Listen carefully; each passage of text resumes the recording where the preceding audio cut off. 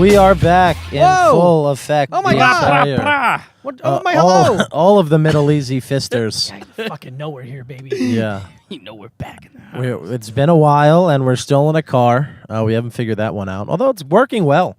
I mean, it's for me, it does. I don't know about you guys because I don't need to drive to either of your places. It's really not bad. I don't mind it at all, and it's usually before we got to do spots, so it's a nice little meet-up point. Yeah, definitely have a spot to do.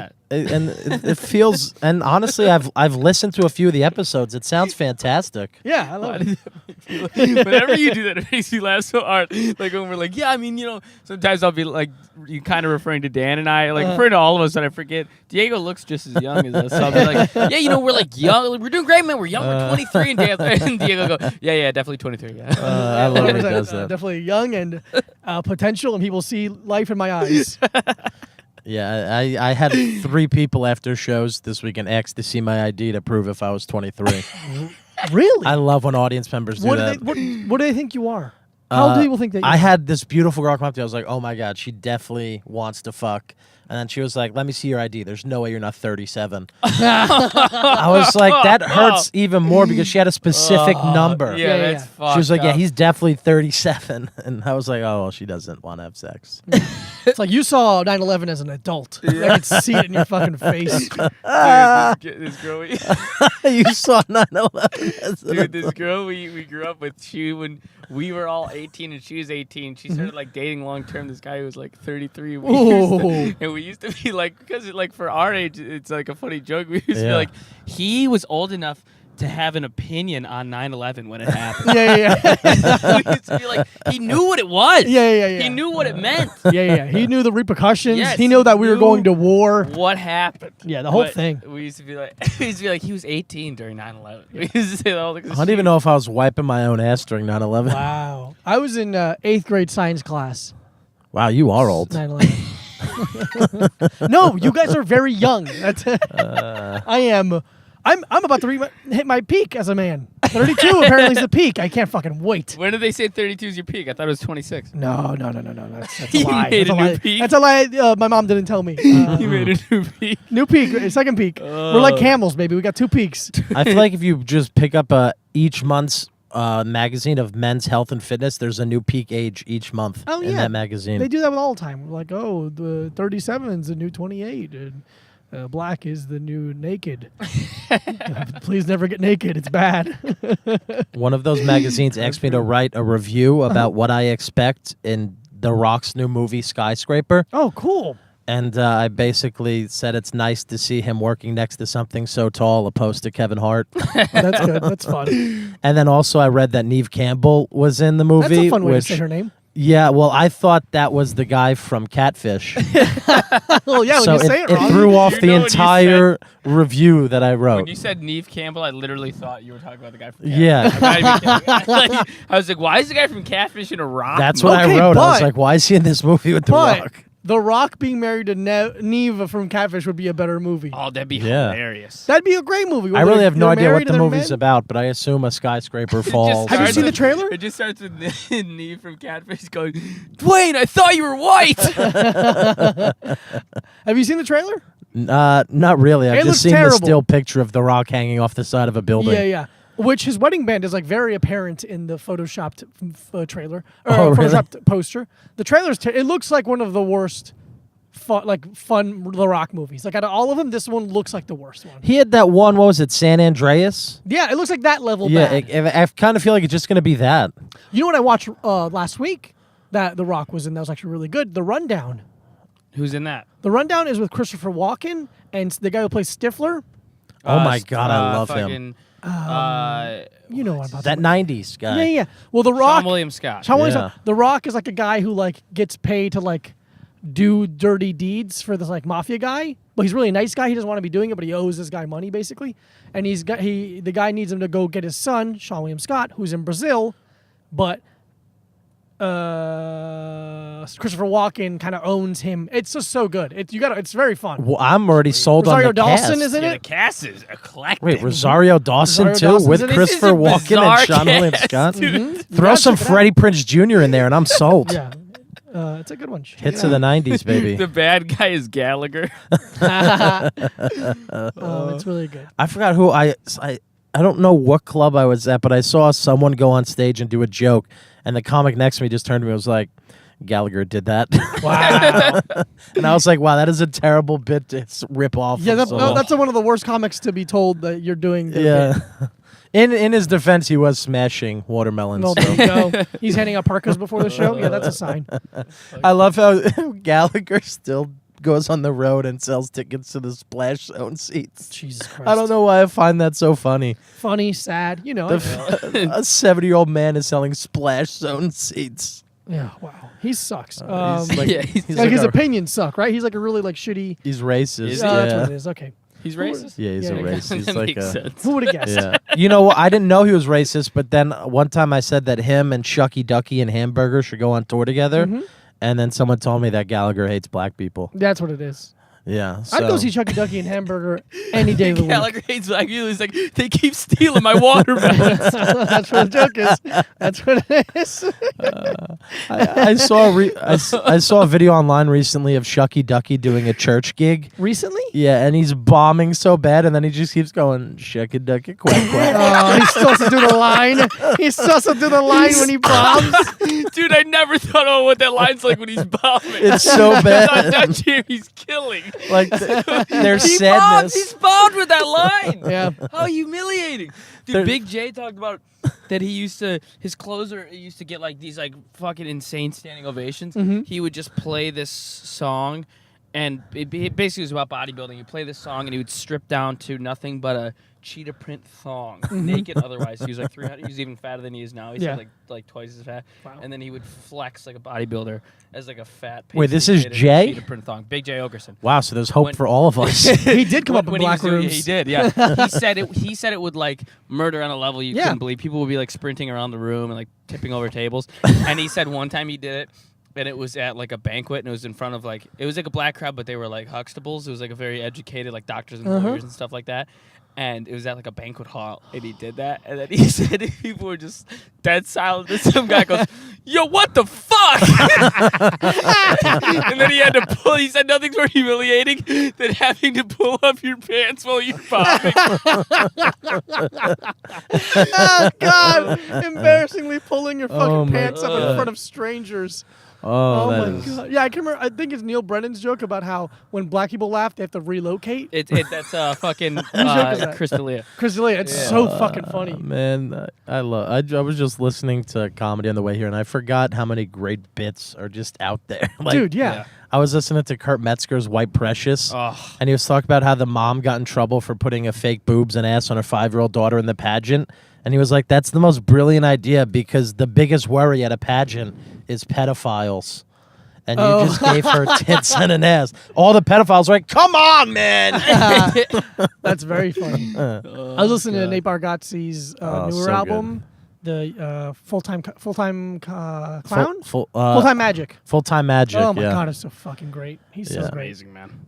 Yes. How was you boys? We all did a little comedy this weekend. Yeah, man. In different Yeah. levels of success. I was in Detroit at, well, not really, in Royal Oak, Michigan at Mark Ridley's Comedy Castle. Wow, Mark Ridley, how are Yeah, you? It was fun. You know, one, it's one of the better, it's like one of the notoriously good road rooms in the country, but also it was kind of cool for me because that was where like my earliest memory of actually thinking I was a comic is from there because the owner liked me before I ever worked there and then sent my video to Kathleen Madigan and then I opened there for when I was 20 years old for Oh, her. that's so nuts. So like it was cool to come back as a headliner and I got to work with two great comics, Mary Santora and Shane Dials, and we had a good time, sold CDs, sold a lot of tickets, Beautiful. got some drugs after shows. Yeah. Then I had an Uber driver give me a lighter because I didn't have one and I had a couple joints and he was like, dude, enjoy your night, and just gave me a lighter. Oh, that's great. That's awesome. So you had a fun time Yeah. headlining. I was Yeah. Luke? featuring at Mohegan Sun Casino in Connecticut for Tim Dillon, and it was very fun. I got a nice, hotel room, good pay. The crowds were great, and they were super fun. It was it's weird being stuck in a casino for 2 days, 2 or 3 Yeah, I can days. imagine. 3 days. Can you imagine people Bizarre. do that as a vacation? It's so Exactly. sad, dude. It's so sad. And I went there once to that specific casino to watch Bellator on my birthday Really? Really? years ago. Wow. Dude, it was like, and our Saturday shows like were lightly attended, not because Tim doesn't have a draw, but because the Wayans brothers were literally playing the arena, and I'm not kidding, 200 feet away from where the comedy club is. Oh, 200 feet Jesus. in the same building. Not even out. You don't go outside. You go outside, you just walk In in. the same, Oh you my walk God. down. You go. Oh, we could come here. We could walk down the hallway and see the Wayans brothers. Yeah. And Did then, they have to borrow your club's stool since they needed an extra one to hump? Got 'em. Got their ass. fuck the Wayans brothers? See, I let the stool hump me. Yeah, exactly. I'm It's different. very avant-garde. And then Foxwoods is like 20 minutes down the street from Mohegan. So if you want comedy, like it's very close to Mohegan.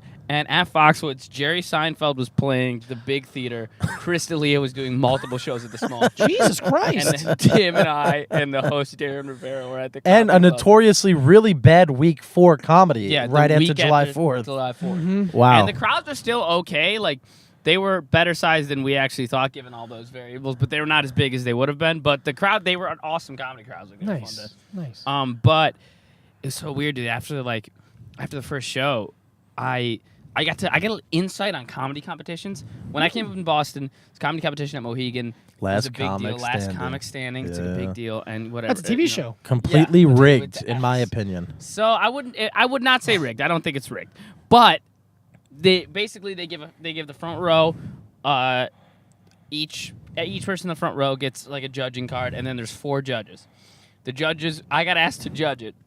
It's myself, the comedy club owner, and then 2 of his friends, who were very nice gentlemen. I like them a lot, and they did pay attention. I love but it when someone starts with it. They're very nice. They're very Yeah. nice. First of all, very nice. They were intoxicated because Oh. I don't think they pre-gamed the comedy competition. I think they got asked to do it on a late notice.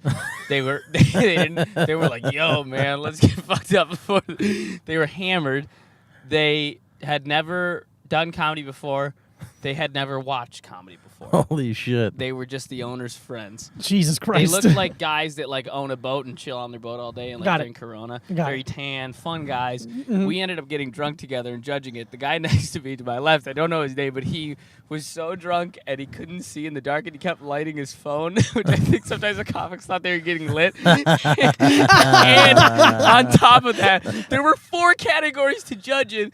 And he would just, if he liked someone, he would give 8s across the board. If he Oh my hated them, God. he'd give 3s across Oh, the board. God. So they would like, he didn't at all like break down like stage presence, originality, Right, crowd right, reaction. yeah. Also, not gonna name any names, but it was weird. There were guys I started with in Boston on the competition. This was the first round, and I was like, oh, I'll get to like see him. It'll be fun. And then they would, due to a bunch of reasons, have not so desirable sets, and I just fucking hopped out of there back out to the hotel room. I was like, we Wow. made a little eye Yeah. contact. I like heading out. You're I was like, like, "Hiya." tip of the house. See you guys. See you. Good seeing you. I didn't want to like hang out with them after and be like, so No. what do you think went wrong? Yeah. No, I get that I for was in sure. the back with the judges, and Did you ever do Last Comics Standing? no, I never heard done. This is my first time at Mohegan. I did it one time when it was at Foxwoods, and they told me that the guy who was gonna like right before I even did it, they're like, "Oh, you shouldn't even do it. Pat Oates is gonna win it this year."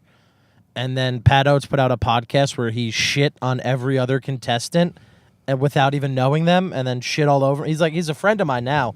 I like the guy, but he did win it that year. I don't like him. Yeah, Pat was the host of the first round. Oh, beautiful. Yeah. Beautiful. So Dan, you headlined. Luke, you featured. I got to host a show in a clothing store. Hello, everyone. Yeah. Well, it was actually Damn. really. Yeah. It was a really good lineup. I hosted it because Luke was not in town, and I love being a second choice. The lineup was fucking bonkers, though. Yeah, what Was this Sean Leary's show? Yeah. Yes. Attaboy. It was. Let me think who went first. Sean Donnelly went first, then Giannis Pappas, then Nathan McIntosh, then Corinne Fisher, Emma Willman, and Adrian Lappalucci. Jesus, Lappalucci. Adrian is a fucking murderer, but Nathan is at a point right now where I think he might be the best comic in the city. He's my favorite. It's Emma and bizarre. him are my favorite comics, I think, in the It's city. crazy how funny Nathan Nathan is. destroys, dude. Yeah, Yeah. he's fantastic. It was a really fun show. And then after the show, I was talking to Emma because she used to train. She used to come do sessions with me. So she's known me for a little while. And we were talking. And the producer, who's not a comic, came over to me. She's like, hey, somebody wants to meet you. She told me about this. Did she really? I was with her yesterday. Go ahead. I'm not gonna. And then then she introduced me to this, like, these, like, 2 women who were, like, probably in their early to mid 30s and were, like, obviously drunk, even though I didn't see any alcohol in the building, really. And they just proceeded to, like, neg, flirt, hit on me. Oh, they were down a clown? Yeah, she's like, we live very close. I was like, okay.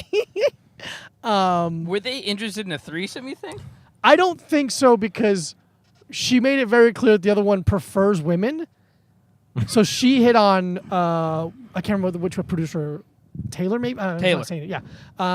But the blonde was like very much about me, and it was very fun. And she was negging you. And she started by negging by telling me I did a bad job, and I was like, okay. And then she's like, no, I liked it. You're fine. To be honest, I really don't have a clear idea of what negging was. I thought it was when a girl jerks you off but doesn't make you come. No, that And then makes she a lot of sense. But that's edging. That's edging. There you go. Yes. So what ended up happening? Anything? Nothing. Did she edge you? Taylor was very kind and gave me an out of the conversation because she was drunk and Beautiful. weird and was like, yeah, I'll move these chairs to the back. And then when I went to the back, I hung out for a minute and then they left. I love a good out, but I hate when they do it in the wrong situation when you actually want to fuck the person. Well, if that's a good out, it leaves you the option. That's a good point. This guy, they had like the club as a videographer, and this fucked 22-year-old was celebrating her birthday at the nice. club, and Hi, birthday. to be honest, like I'm a vulgar human being, but this girl was she was the most beautiful girl I'd seen in my entire life. Piercing, she had a hipster hat on, tan, fucking great body, and then we're talking for like 20 minutes, just really hitting it off. Then the guy comes up to me and he's like, we got to do the interview right now, club's closed. And I was like, oh, sorry, I'll be right back. And then she left. Then he was like, dude, you glad I gave you that out? I was like, what? What an asshole. Kidding me? Did you see how beautiful she was? Ugh. But then the funnest part about that was that she had her sister there who had a boyfriend, and the boyfriend grabbed my ass and whispered in my ear, I'm bisexual, big guy. And then left, and I was really confused because I wanted to have sex with the sister and the other sister. Hey, man, getting hit on counts. Yeah. Right, from anywhere. It's flattering when you get hit on by a gay dude. It's almost more flattering. Yeah. Because like, I purely found it more physical. flattering that he wasn't fully you're right, gay. 'cause it is you're right. You just aesthetically, you don't think I'd be a good like a breadwinner? Like I'm not gonna like nurture our children. You just like how I look. That's such a good point. Well, That I is have why it's supple more flattering. bosoms. I will nurture our children. Good point. I got hit. I was at a gay bar with my girlfriend, and I went upstairs to it was when her friend, who was a lesbian, was dating her ex-girlfriend. Ex-girlfriend was cool as shit, very masculine, total bro, and she and I would just hang out all the time and be like we'd every time we would go on these like double dates or go out somewhere together, the four of us, like me and the girlfriend, the more butch. What was her name? Nanette? No, That her name was Steph. We would we would just be like chilling in the corner, like bitches, right? There's no pain. Like it was great, dude. She was awesome, and we went to this rooftop bar because the downstairs was like a club, and we were like, this place is a nightmare. I hate clubs. So we went upstairs to the rooftop bar, and this gay dude hit on me, and he was gorgeous. Yeah. I was like, this is so flattering. This guy is out of my league. Yeah. and he's hitting on me in a gay bar, and I had to be like, oh, sorry, man, I'm straight, but appreciate it. Yeah, Thank you Thanks for for the the I ego mean- Thank you boost. for the gay compliment. Gay men really do not like. They go after. They have their type. Like the amount of guys who message me on Twitter who are into bears. Dude, you're a bear. But like, I look at some of their pictures, and these men are like. I was like, I wish I looked like them. Like, Right. they're so hot that I'm close enough to being gay where I'm like. Well, Sean has that great bit about how gay guys are way more inclusive, where there's like different types of bodies that everyone finds attractive. Yeah, and they're Ours is- allowed to do it. You can't just call a girl. Yeah, like I don't know what you'd call a girl to describe their body type. I think plus size you- is the appropriate. Yeah, but they have animal names. You couldn't call a girl an animal. Yeah, you That's could be like, very oh fair. man, I love That's an where I the love an joke is, orca. though. Yeah. That's where the joke is. That's Oh, very it funny. is? That because there's no animal names you can do for women. Oh yeah, that's exactly. Do that. where I That's was very going. funny. Don't listen. Hey, listen, people listening to this, don't do that joke. Don't listen. Luke, All it's right. Luke's joke. I will do it. Fuck off if I hear anyone doing this goddamn. Yeah, don't do it. Don't release this podcast until. Because you can't see like a hot plus size girl and be like, God, that's such a sexy. You know what? I love rhinos. Right. Yeah, I'm into rhinos. You're I'm like, oh, come sad on, you got sir. that bit. I've been talking about bears on stage so much. Well, actually, because I'm a cub, I'm not old enough to be a bear. Oh, it's an age thing. Yeah, there's also the age Oh. because there's a guy on Twitter who calls me his little cupcake. That's nice. Yeah, and he That's photoshops nice. pictures of my face on cupcakes. Hey, what does he think about my body? I don't know. I don't think you're a cub. I doubt I doubt I'm his type. Anyway, the UFC happened, Yeah, and for holy all- shit, those were some interesting fights. Yeah, that was wild. Yeah. UFC 226, which took place actually I don't know. Wait, where did it take place? In Vegas? Vegas, Yeah, yeah. I thought it was in Vegas. Okay. And there was the tough finale the night before. Tough finale the night before. I don't know. Does anybody want to talk about Tough? I don't think. The only thing to talk about is Israel. What is it? Israel? Israel, Yeah, I mean, How he do you is the sound? real fucking deal. Phenomenal beast. Unbelievable. Very I excited would to predict see. in a year and a half he'll be the champion of the middleweight division. Yeah, I mean I think that's a fair. I don't foresee many people. I mean, He's his an style 85 is he's so. an 85er? Yeah. Yeah, it's crazy because he doesn't Tough look like. division, though, Yeah. dude. He's also Yeah, like he's such a. 70. He's one of those fighters that you watch and you're like, this is something special, and the UFC shouldn't fuck this up He's because got a- there's no massive male celebrity right now in the UFC since Conor. I mean, Daniel's probably the next one. I guess we'll get into but that. he's not going to fight for that much longer, dude. Yeah. No, got two because he's more, it says. older. Although Israel is 28 years old, so he's not super young. That's pretty Yeah. young. I think that's very That's younger than 39. That is true. I did the math just now. Yeah. yeah. Checks out. So let's go through. Let's Well, go through the main. also- Sorry, go ahead. Sorry, I No, don't know no, if you go wanted ahead. to cover this now, but Tough, the coaches of the next season who are going to fight at the end were Yes. named Gastelum. Kelvin Gastelum and Robert Whittaker are going to be fighting for the middleweight title. Very You must excited. be amped about that because you are a big Gastelum I fan. love me some Gastelum. You love him um, like I love Daniel. Yeah, no offense to Chris Weidman. We love the Weidman Longo guys, but I was happy to see Gastelum get it because I like that fight. I think it's an interesting fight. That is I think an interesting fight. Weidman Whittaker would have been a great fight too, and I get why Weidman thinks he should have gotten that nod Yeah, first. agreed. And he, you know what? Honestly, he probably is more. His track record probably he's more qualified, I guess. Yeah. Whatever you want to say, accomplished. Accomplished, I think is good. Yeah, but you get it. Gastelum's the younger. It's two young, exciting guys Yeah. at the top of that division. I think it was a business decision. Yeah, man. Gastelum being the champion pays. I think will end up bringing in more money for the UFC than Weidman again. I agree. It's two future stars in the same division who have been dominating, and I think it's going to be exciting. I do think Gastelum's got his work cut out for him. Whittaker's unbelievable, and Whittaker just beat Yoel Romero for the second time. So Yeah. I don't know. We'll see what happens, but I'm excited for that fight. And Gastelum is a gamer, man. Every time he gets in the ring, he's ready to go, and he competes. Always impressive, At yeah. such a high level. So I think that'll be fun to watch. Yeah. So with UFC 226, let's just start main card basically. So Gokhan Saki versus Khalid Roundtree. I was blown away. Roundtree so impressive, beats legendary Gokhan Saki. That was a big upset, correct? That big upset. Yeah. I mean, Gokhan Saki is so like notoriously good as a kickboxer, and he gets KO'd. I believe Dana White actually went on the record as saying he was incredibly shocked. Yeah. Yeah. I mean, it's a safe. I'm so mad I missed so much of this card. That's all right. It was a good fight. Let's just move along to Chiesa versus Anthony Pettis. This was pretty interesting. I can't remember. Dan, who did we say? I think we both went for Chiesa on this one. I think I think- went for. I think you went for Pettis, and we both went for Chiesa. Okay. I went for Pettis because I remember I said on the last podcast that the first time around I went for Chiesa since we thought he was going to be on the podcast. Mm-hmm. But I really Yes, thought yes, yes. Pettis was going to win. I remember this. Yeah, and Pettis pulls out a fucking submission in the second round. A rear naked choke, I believe. I think that was it. Try an armbar. Armbar. What do you think's next for I mean, what's the next fight for him? Because Pettis was on top of the world. And Yeah, he was for the a while. champ, Yeah. and then Yeah. he had a Stumbled down, lull. yeah. He definitely did. And this is an upswing. You know, Chiesa's a good fighter. Yeah, He and it's a beat good him via fighter. Stoppage on a big card. Yeah, What do you agreed. think the next move is? I say don't jump up too high in terms of competition for the next one. Keep Pettis as kind of like a stepping stone of testing the young guys coming up. Yeah. I wish I had in my top of my head off someone I think who would be. What weight is that again? 55, lightweight. Is that what Al fights at? Yeah. That's Al. How about Al Pettis? Well, Al's fighting Gaethje next. Well, but no, Al he could- backed out. Who backed out? Al backed out of the Gaethje fight. Al Really? Iaquinta. Yeah, Yeah, it's When who's couple weeks fighting ago? now? It's Gaethje even versus. What happened? He has some injuries that he needs to like. Everyone thought it heal. was a UFC dispute, but he actually said yesterday that he's in very good standing with the UFC and he just has an injury and he can't fight with it. Wow, I didn't see that. Yep. That's crazy. And that's what the whole big thing was, that Felder got passed over again to Yeah. fight Gaethje, which, as we learned after 226, would be a hell of a fucking battle. Yeah. Who the Yeah, if you fuck wanna move is? next to that? We can Yeah, to let's just that. move right into that, man. Yeah, that was Mike Perry beats Felder by split decision. How do you feel about the decision? the decision. I thought was fair. Yeah. I thought it was a good decision.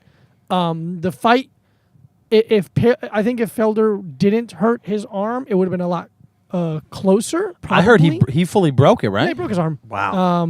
But I was impressed with Perry. I don't like him. I think he sucks as a person. Yeah. Well, at least the person he displays on. Did you see that video that went viral of him yelling? No. On they were like, "What do you think about the fight?" He's like, "We're gonna kill some people." Oh, all right. It was very intense and very weird. Yeah, I don't like his branding. I'll say that. I don't know him as a person. I'm not gonna say he's a bad person. He's just. I just don't like his He's branding. a racist, right? He Yeah. says the N-word quite a bit. Yeah, he said it before. I don't know if he says it quite a bit, but he said it before, and I think that sucks. And like, look, if same thing that we talked about with what the fuck's his name? You're thinking Covington. Colby Yeah. Covington, where it's like, you're a good fighter, man. You don't need to be a fucking asshole. Everyone's trying to be Connor, and it's the only not. difference is when Perry does it, I feel like he's being genuine. Yeah, it's a When fair Colby point. does it, it's definitely It's not so genuine. obvious. It's very obvious that he's a pretty nice guy who's thing just about got both of involved them in is this. Neither of them are charismatic enough to pull it off. Mm-hmm. Whereas Connor can say inflammatory things, but he's so charming and witty and funny that everybody. It's a little sugar with the medicine. Yeah, man, I they're think just- Daniel's getting to that level now too. Like when he said, "Get the fuck out of my ring, I got pictures to take." That was such a Connor comment. That was great. We'll get to Yeah, that. That's. yeah. I mean, that was really good. So yeah, I was so impressed with Paul Fielder, man. What fucking Tough as grit! shit, dude. Like that's how you win fans, man. Unfortunately, like obviously you don't want to have to deal with like a big injury every time you want to gain fans, but it's like he gained more out of that fight than Perry did winning a 100%. split decision. He posted a picture afterwards that it took him a really long time for them to stitch him up at the hospital. Like he's just sitting there with dried blood all over his face. So crazy. Which is I s- unfortunate. Yeah, it looked like he got in a car accident. Yeah, Man. It was exactly. It insane. looked like he was in a car accident. Yeah, it looked crazy. insane, dude. But a fun fight to watch. Unlike the I gained no following- fans after my car accident. That's true. Unlike the following fight, Francis Ngannou Oh, versus God. Derek This Lewis. is where I was able to tune into the card, and what a terrible place to tune What in. a strange fight. Yeah, I was- Ngannou commented today for the first time Yeah, since the they fight. both basically, essentially admitted that it was a terrible fight, accepted the wrongdoing, and apologized. for Lewis putting on a terrible Lewis fight. had reason though. He was actually very hurt. His back was fucked up, but since They shouldn't have fight. Yeah, I think agree. what happened was he felt responsibility since the Ortega fight was pulled. That if they pulled the what now became the co-main event, that it would really ruin the card. Okay, So that's I- fair. I'll give you that. Okay, So I dude. think he really I take it tried back. his best, but he was in a lot of pain. You could tell, and Ngannou was just scared. Stipe ruined him. Dude, Which I is got so- out of the comedy club. I got Yeah, out because of we the all Late texted Show. each other at the same Yeah, time. I literally got out of the Late Show and I was rushing back out to my room to like watch it on my computer, and I'm like heading like through the hallway that leads up to where my hotel room was. And I'm getting texts from you guys, and you're like, "Are you watching this?" I'm like, "No, what's happening?" I'm like, "Fuck, I'm missing like the greatest fight of all time." Right. And you No. literally texted me, "I think this is the worst fight I've ever watched." Yeah. Rogan's so pissed. Yeah. Rogan's furious because Rogan's been looking forward to this for. He keeps, Yeah. he Yeah. like loves Francis, so he keeps talking about how excited he was for this fight. I've never 'Cause he heard thought it was- Rogan that openly shit on a fight before. What was so? They did basically, nothing. I saw the highlights and I watched the highlight, and Bisping basically prefaced the highlight reel with, "This is literally almost all of the shots thrown the entire fight." Yeah. And I think it was like a somewhere around minute long. 20, 25, 27 fight, landed punches the whole fight. That's Anik Between both literally of them? said, "Good luck to our tech department trying to put together a highlight video for this." what were they Here's- trying? sorry. What were they doing? So you know the very beginning of a fight where they kind of feel each other out with in terms of just distance and being in the ring itself. Yes. It was 15 minutes of that. Yeah. It was literally 15 minutes of that. It was, I was almost like interested in it. Like I'm like, okay. And Cruz was saying how he's like, okay, now Ngannou's gonna like unload. Like he was holding back to the last round Yeah. to not get tired, but it never happened. So it's very, very interesting to see someone come off of a loss and how much it affected them emotionally. He was How broken in that fucked- fight. Yeah, Yeah. how fucked he is now because of the Stipe loss. This shows so much about his mentality that I am willing. He's never going to come back to what he was. I I don't agree. think he'll ever fulfill his potential. I think his next fight's going to be on a prelim card. I think he'll be on like the televised prelims, and then they'll give him a chance for that. But I think the UFC was very, not only I mean, it's more concerning for his mental state. Yeah, that exactly, He couldn't exactly. pull the trigger one time. Well, also he admitted that the reason he fought so terribly was because he carried fear into this fight from his last fight. Yeah, That's which what is he a said. weird thing to He admit. admitted it. He straight up admitted. He said, "I carried fear from my last fight into this fight, and that's why I fought the way I did. I apologize for it. I own up to it. Blah blah blah." Also, it makes you think that maybe it's the way he came up because Ngannou is a freak of nature, freak athlete that hadn't been. If I'm not wrong, he hadn't been fighting MMA. He's pretty young into MMA. I believe for so. Someone Yeah, fighting at this 4 years. Yeah. for someone that's getting a heavyweight title shot, he's extremely young in MMA, and he absolutely swept through the competition, first round knockouts against like legends of the sport. Yeah. And I've been doing MMA over twice as long as he has. Yeah, that's insane. That's insane, dude. And then past that, he didn't get knocked out even, but it's like I think he realized in that Stipe fight how much more goes into this than just being a power striker. Wow, And that's an interesting angle. I didn't think of that. You know, and I think he realized that. He realized how much work he has ahead of him to get to the point of being like a Stipe or Max Holloway where you're a well-rounded champion. And I think he realized that power is not a superpower anymore. Yeah. Because he's not untouchable. Yeah. Exactly. That's what even someone like, Rogan, all these huge analysts are saying we've never seen power like Francis Ngannou. He seems to be a superhuman. It doesn't really make any sense. And he's probably the most powerful striker of all time, which still could hold true. I mean, I've really Sure. He as far as a one-punch heavyweight knockout power, maybe the most powerful striker I've ever seen, even more powerful than JDS anybody. But that's not the only facet to this sport, and that can't be the only facet to your game. And when you are up against a well-rounded, phenomenal champion like Stipe, you're gonna find that out. And I think the road ahead of him is a little daunting. It's a little exactly. Very well said. I'm super interested to see if he changes his camp after this fight, and who he fights next. What happens with that fight. But in terms of emotional swings in a card, that fight going to the main event, I've never felt such a switch. Like, here we fucking go. Yeah. That was when I texted that Dana. That's when I tweeted that Dana White texted Brock Lesnar, "You up?" Right. The last thing I'll say about that is, what was going through my head was that the thing that stood out to me in the Ngannou-Stipe fight was how gassed Ngannou was by the end, to where he was having trouble even sitting down on the stool. And I think that was a large part of the fear because he fought like a guy who didn't want to get tired in that fight with Lewis. He wasn't putting together any combos. He was just throwing weak jabs. And I think he had one flurry in the last round where maybe he threw 3 at once. But it was almost as if not only was he scared to lose, but he was scared to just get that tired again. Yeah. I mean, I think when the new thing, is not I'm sure it's not new to health and nutrition experts. But and exercise science experts. But one of the newer things that's kind of become mainstream is the difference between fast twitch and slow twitch muscle fibers. And they're saying that guys like Ngannou, guys like Conor, they have that one-touch knockout power because they have fast twitch muscle fibers, which make them extremely explosive. They can snap their muscles quicker than most people, and they can knock people out because of their kind of hand and muscle speed. But that almost never lends itself to cardio. And in the same way, guys with slow twitch muscle fibers, like a Bisping or the Diaz brothers, might not be knockout artists per se, but they're going to outlast. They'll drown anybody. you. Yeah, exactly. Yeah, they'll drown you. And I think he's probably as far as it goes over right, in the in fast that spectrum. side. Yeah. Which makes Bisping almost so much more impressive because he does knock people out. Yeah, Bisping's amazing, He's man. so, He's really amazing. I'm sad that he didn't get a big corner with retirement fight. Yeah. Oh yeah, Diego's gonna corner with him. Who? I'm cornering Luis J. Gomez. I'm training Luis Gomez for his fight. And Bisping's gonna corner? Yeah, Bisping's gonna be in the corner. Dude, let's talk about that. Yeah. Let's get to the main event. We'll finish. I'm like, that's more important than DC. I mean, we got a couple of weeks until it happens, so we're absolutely no rush. So, Daniel Cormier, the light heavyweight champion of the UFC, versus Stipe Miocic, the undisputed heavyweight champion of the UFC. This was so exciting. Daniel was 13-0 in heavyweight competition. He was the Strikeforce Grand Prix champion, beating legends, knocking out Bigfoot Silva, manhandling Josh Barnett, a legit heavyweight.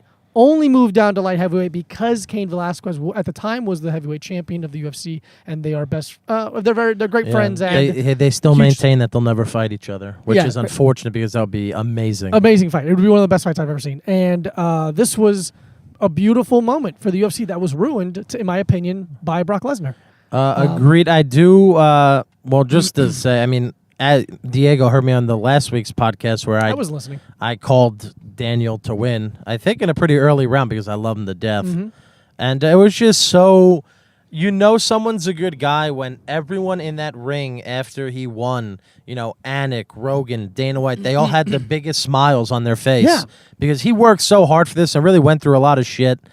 And the fact that, he's the baddest man on the planet right now as far as MMA goes. I agree, dude. And I mean, is John Jones a more versatile fighter? Maybe, but would Jones have finished Stipe Miocic in the first round? Right. I don't know, man. He is the best fighter on earth right now. In my Yeah, opinion. I really think he is. And it was so smart because he said he watched that in video. I don't know if you saw that interview after Yes.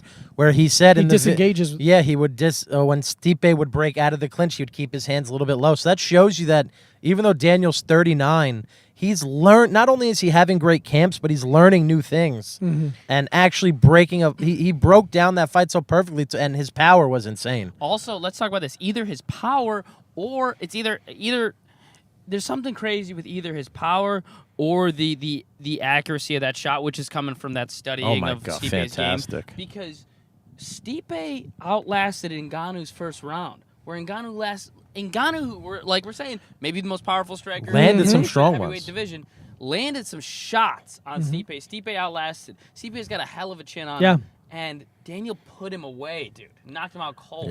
Stipe Didn't know was where he mad was. with the stoppage, but he was bashing his face. he in He that was mad at canvas. us, but he didn't know where he was. Yeah. You can't get mad when you don't know where you are. Also, Or what happened. when he talked about it later in the post-press, he wasn't upset in the post Okay. Yeah, fight. because And Daniel a was great bashing champion. that head. Yeah. One of the most impressive champions the UFC's ever had at heavyweight. So far, I think he's the longest- outside of Daniel, the best heavyweight champion that the UFC had had. I think it was like a knee-jerk reaction. You know when guys get knocked out and they're disoriented and they don't think it was as bad he as had it no was. idea where he was when No. he stood up.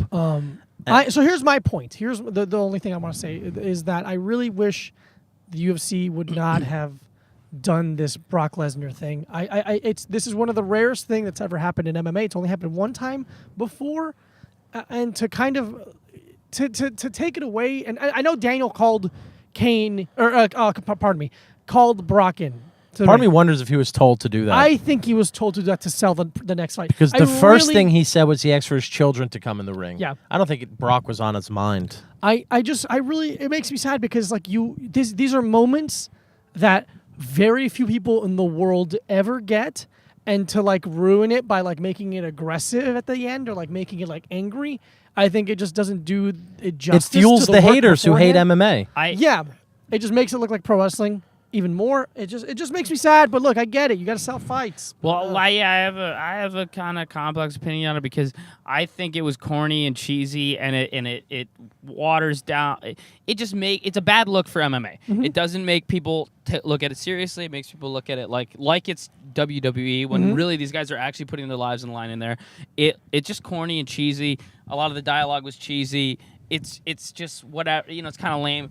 On the other hand, I do think Daniel knew about it beforehand, and I think he was probably okay with it because the reality is that did help sell this next fight. If he fights Brock next, or he fights Brock in 2 or 3 fights, that highlight clip, that video helps sell it.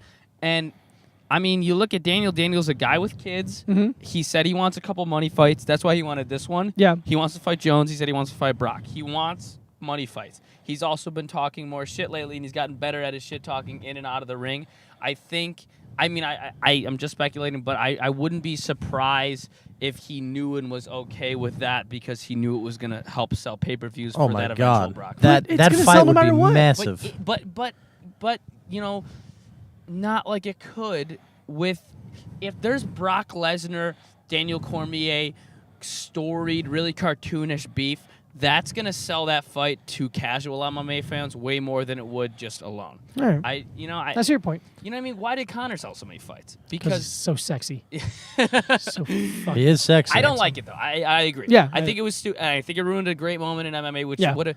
And it's like this guy's has been in combat sports for so long. Yeah. And has been so successful and is such a respectable, just intelligent, awesome, just really good-natured guy. Yeah. That you don't want to see that moment ruined by some big fucking douchebag with cop hair. Yeah. Yeah, but there's a really cool moment when it's later on. Daniel goes up and gets interviewed by Ariel and Chael Sonnen for ESPN, and there's a moment where they're Chael and Ariel doing their job, And Chael's like, man, look, I've known you for a long time. I want to drop this microphone and hug you. I'm so proud of you.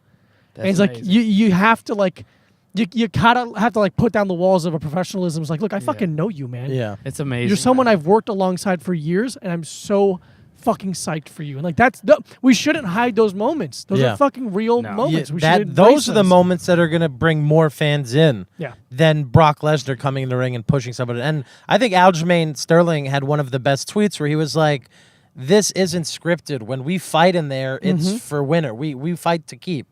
And it was like that didn't need to be there in that exact moment. Yeah. They could have done a press conference. And it sets a bad precedent because Dana White always wants to be this guy who's an authoritative figure.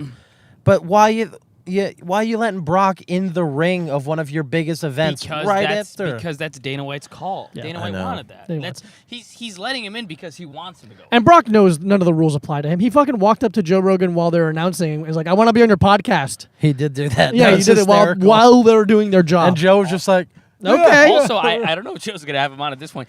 Joe looked legitimately pissed when Brock threw his hand against that camera. Yeah. There was like there's like still shots where you see it in the video.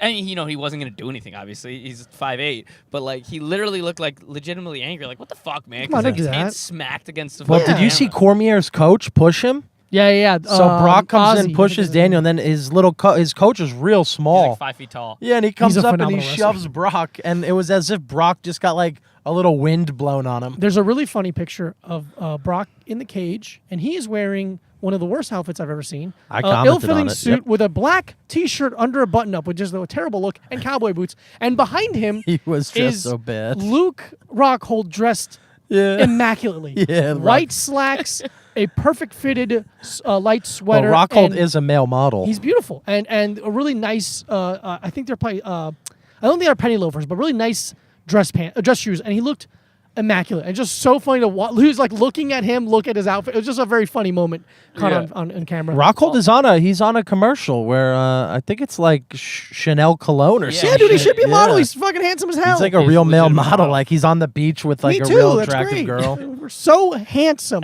Why hasn't anyone? I modeled once and I want to do it again. So a great card again. So much respect to Daniel Cormier to doing what Amazing, was man. considered impossible. Dude, he's amazing. I Couldn't be I happier love for him. him. I love him. He's just an awesome. He's good fighter. for the sport. He's just so easy to root for. He's always my Yet brother for some hates reason, him for some reason. years, everyone hated him. Why And does your brother hate him? no idea why my brother Carlos hates him, but I love my brother, and he's just wrong on this one thing. Yeah. My cousin, who's a huge MMA fan, and Huge? yeah, huge. fucking bitch. He always has hated Daniel, and he came out, and even after the fight, he was like, "You know what? I don't know why I've ever hated him. He's the best fighter It right doesn't now." make any sense to hate him. What else? That's Also, fun. well, so now Daniel says that he thinks he's going to go back down to light heavyweight, defend that belt, then come back up to face Brock at heavyweight. Because what's going on with Brock? It's going to be a minute until he gets back. Because Yeah, there's because no way he's back in for the the testing pool. It MSG takes 6 card. months to go. So from starting into the testing pool to clear you, that's very interesting though, because even though he's a second person to be double champ, Conor McGregor first, Conor has not defended Yeah. as a double champ. If Daniel can defend both titles, that is amazing. Conor Then has he's the defended double champ Conor champ. defended neither belt. Neither belt, yeah. No, and then lost both. Daniel plans on defending both belts. yeah. Daniel's going to do Very it the right way. I think the right way to do it is to rotate between the two. But Brock, I think they said the earliest he'd come back is January. So then he'll He- probably fight before that. What's unfortunate though is that he said, and I know the light heavyweight talent pool isn't great, and again he does want a money fight. He doesn't want, yeah. But he said on ESPN that he wants Shogun. I did hear that. I Yeah, didn't he hear wants that. to fight Shogun. Shogun. Shogun, why? I think I thought Shogun retired. no, That's a he's bad fight. That's no, I think he thinks he's gonna sell better. I think if they did Shogun, he thinks he's gonna sell more. There's more. I mean, That is the fight he the wants. thing is, it because I don't like it. I like No. you. I like you. I don't like the fight. I hate that fight. Yeah. I think it's awful. I guess there's so few names that are draws at all that technically of the talent pool in light heavyweight, aside from John, who he's probably not going to be able to fight in time, and Luke Rockhold, who's thinking of coming up, who is his teammate, who he's also not going to fight because he's not going to fight his teammate. Mhm. There's not really a name at light heavyweight who is going to draw at all. Mm-hmm. Gustafsson, but Gustafsson's not a big star. You know, No, he's he a could have great been. fighter. Could have been. Shogun would actually draw more than Gustafsson, He I really think. would, and I think that's what Daniel's thinking. He's going straight for Money drawing shots. money. Yeah, money. Which get I it. understand. You got but kids, man. It just sucks, man, because Yeah. he's just gonna work Shogun. Like he's Yeah, it's so Honestly, sad. I think Yes. him versus Shogun would be a better fight than him versus Brock. I personally think he's going to steamroll through Brock. I don't know, man. Brock is. I think he'll out wrestle Brock, and we all know Brock's chin is horseshit. Sure, he won that fight against Hunt, but the only reason he won that was he just laid on top of him for 3 rounds. Yeah, I mean, I do think he's gonna win Brock, but I don't know if he's gonna steam. But there's such a size advantage. Yeah, I wouldn't say steamroll. I don't have much faith in Brock Lesnar. It was very funny to say mixed Brock martial Lesnar artist. his chin is bullshit. It's just he's an enormous man. He's a huge person who Yeah, but that's no what one he's you've ever met notorious personally could knock out. I don't know. We've met some people who could knock him That's out. true. Okay. We've but what a met fun fucking card, man. Frankie Edgar. Yeah, it was amazing. The only other thing I'll say is I hated how Brock came in the ring and called all of the heavyweights shit. That's the other That thing. was ridiculous. Yeah, I was gonna say. I get that they're selling. I get that he's playing But to a call character. Stipe shit. I was about to say. I get That he's was sell- when they're selling Dana it. got I get that mad. he's playing his character. I get that he's being a heel, but that when he's saying Stipe shit, it's like, dude, this is the greatest heavyweight of all time. He literally got knocked out. He's coming too. Yeah, he got give him a knocked out second. 20 seconds ago. Don't call him like. He's bad at playing the heel. That was when, if you saw in the footage, Dana White goes over to him and it's like, "Hey, it's time for you to leave the ring. Let's go." And then Daniel said my favorite line, which is, "Get the fuck out. I got pictures to take." Yeah, that's great. I love Daniel, man. I think because who else is available for him to fight? Me. Oh, sorry. I got excited. For him to fight at heavyweight. And Uh, they're not going to do a Curtis Blades. He said no Yeah. to that immediately, I know he which is did. very interesting. Daniel's like, I don't want to fight. I don't want to fight him. because he wants to draw. Yeah, he that's wants all to. he's I get worried it. about. I'm trying to think who else who He stands said the out. only 2 fights he really wanted left in his Mhm. was after Stipe. He said all he really wanted was Brock and Jones because he knows those are the money fights, and he Yeah. wants that one last shot at Jones. But I think that Who's Mark Hunt's protege that fights in heavyweight now? He fought not too long ago. What the fuck? He's the one He's that the did all Australian the shoeies. kid. He does the shoeies. Yeah, if he wins 2 more fights, then he puts himself in a good place Yeah, but to he fight didn't win that Daniel. fucking last fight. Daniel's he did, not but he gonna be didn't win around it. for that much longer though. yeah, man. yeah. How much longer you say he's gonna fight? What, a year? 2 more fights. He said 2 more fights. Yeah, but he However long- put a straight up date on. Oh, I didn't remember. Yeah, I didn't it's hear like the a date. date sometime in his. Probably next year sometime. Yeah, it's But like a just year, think, year and a half if from he beats Brock, then that really sets up full excitement towards John Jones versus Daniel 3. Even though Jones has won twice, him beating Brock, I think, is beating Brock first is better than him going right to John Jones 3. But it's just a great example of that. It's styles make fights. You can't just say it doesn't work that way.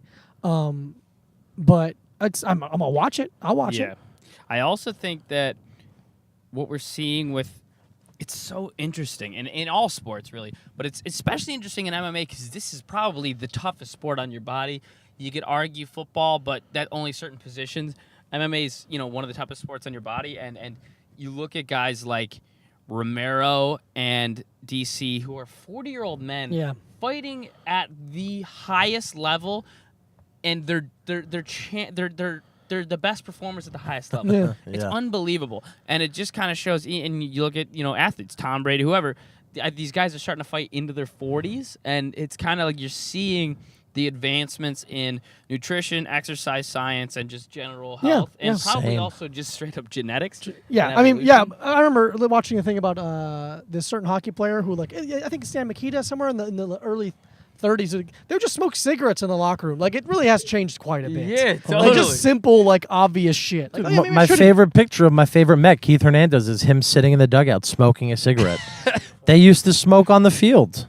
It's so crazy, and I think we're gonna start seeing these guys have longer careers, which it's awesome to think about. I mean, if you think that we might potentially get 15 more years of Robert Whittaker and Kelvin Gastelum, you know what I mean? We might get 10 or 12 more years of Adesanya. Well, this is where amazing. it doesn't make it's not as logical because, yes, DC's that old, but he's not been fighting for that long. Yeah, that's true, but he was also He's a wrestler. wrestler before. Sure. That's not the same thing. No, it's not. So I'd be very surprised if we got 15 more years of Whittaker. What about Yoel? Or do you think he's just an outlier? He was a wrestler as well. Yeah. He hasn't been fighting MMA that long. He's been fighting a pretty good amount of time, though, right? Under 7 years, I'm pretty sure. Really? I'm pretty sure under 7 years. If someone's listening to this in the future, hey, look, I don't have a computer. We're in a car right now. Don't be so rude to me. Have a little respect. You could be right. I'm pretty sure it's somewhere around 7 years. Go, keep talking. I'm gonna look it No, up. Did you see where Lewis called out Daniel in the press conference before his terrible fight? And Daniel said, "Why do you want to fight me?" And he goes, "It's because you held Popeye's chicken in that video." Oh. I also... No, maybe you're right. I mean, Bisping fought a while, though. That's true. Bisping fought a lot. Bisping's also... Yeah, so... Let's see. Okay. And Bisping took as much damage as anybody. Yeah. That's... It's martial arts career. I don't know. It's interesting. It is... You know, maybe these guys, a lot of them, I'm sure a lot of them, their careers won't last that long, but it will be fun, just given the young talent we've seen, like to think of, how many more years of Sean O'Malley are we going to get? How many more years of these amazing young fighters that are in the UFC? It's cool to think about. The MMA debut in 2009. Okay, so Longer than I thought. But not that long. Not that long. No. Bellator should just get ready and build a retirement home for MMA fighters that also has an octagon in it. That we could talk about that. Chuck and Tito. That's not Bellator though, is it? It's through Golden Boy. Golden Boy, yeah. Yeah, Which I that's don't- De La Hoya, their baby. first one. So it's just gonna be straight up through Golden Boy then? I believe so. Yeah, there's no other MMA Yeah, Oscar promotion. De La Hoya for a while is talking about starting his own MMA promotion. So I think he's going to do Golden Boy MMA now. Terrible way to start it, dude. It's just sad. Yeah, It's just sad, dude.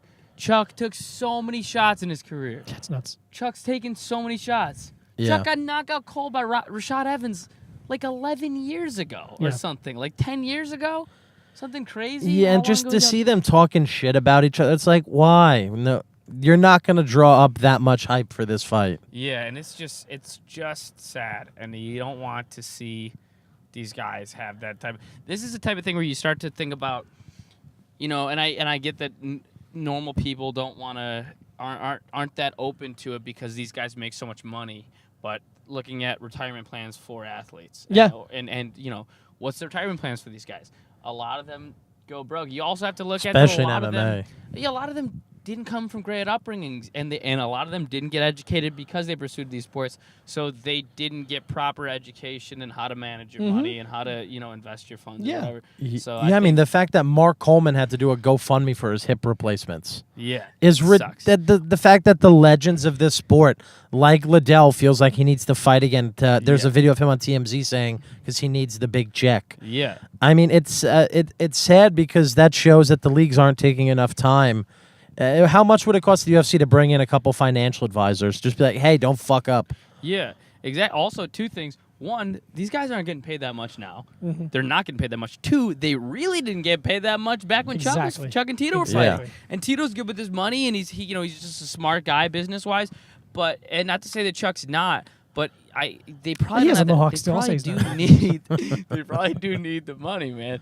And I mean, listen, remember we were talking to Al, and Al and those guys have described what they get paid off of fighting, and it's just not a lot. Yeah. And you think about how much they make.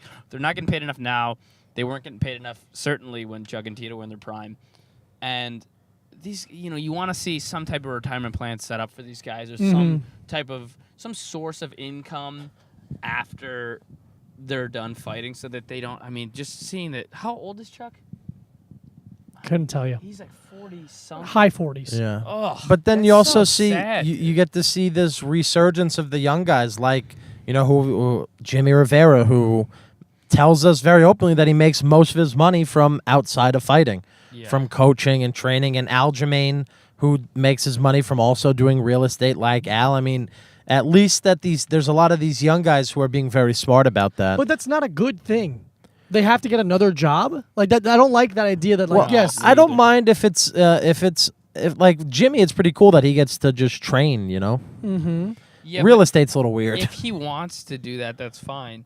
But it shouldn't. It shouldn't have be to a be that way. necessary source of income. How many NBA players are fucking doing real estate? Like while they're playing, like while they're training, while they're trying to be the best in the world. Yeah, can you imagine hearing like this? One of the starting pitchers of the Mets also moonlights as like the manager of a Fridays. They romanticize Stipe with the whole firefighter thing, which look, I don't know how often he does it. I don't know if he if he's going in all the time, But like to me, the idea of like the champion at heavyweight having to have another job is not a cool thing. Especially No. a dangerous job. Yeah. You know, the counter And argument, all respect in the world to him, very brave, all the things of that I course. have to say. But and the other thing is like the counter argument, of course, is going to be how much more money do the NBA, the NFL, those leagues generate than the UFC generates? And of course, the pay scale should be, the pay should be scaled accordingly.